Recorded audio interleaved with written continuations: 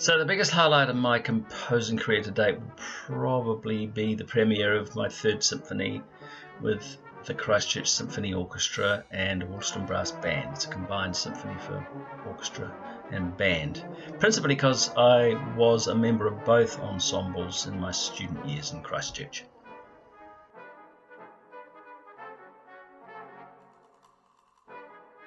So I guess my experience as a tuba player in a symphony orchestra for 25 years was beneficial to my writing in that, look, I got to sit in the back row with a lot of hours to count just listening, and what better way to learn how to orchestrate and how to construct music by listening to the masters at close hand. I was very fortunate for that 25 years of just being able to play and listen to from the inside really great music.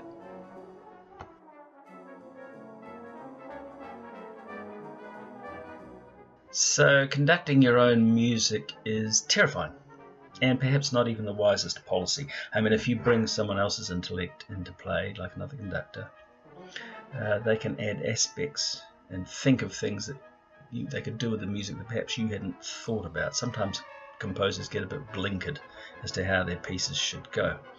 And so other conductors, other artists bring to the fore ideas which you perhaps hadn't conceived of when you were writing it, and not necessarily what you have in mind yourself. I've learnt that.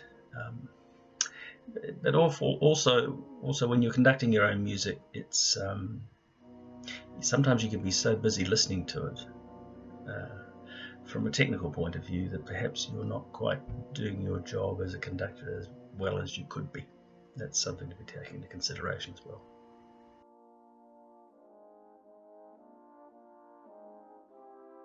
If I think about meeting my favourite composer for any time in history, I have this thing whereby I don't think you should meet the people you admire because you may not like them. In fact, you probably won't. I mean, some of my favourite composers, many of my favourite composers weren't exactly model citizens.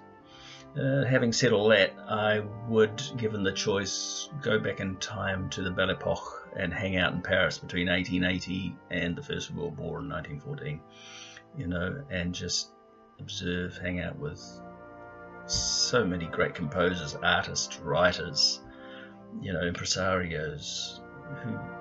Paris was the place to be in that 35-year period. It really was, and so that would be my choice.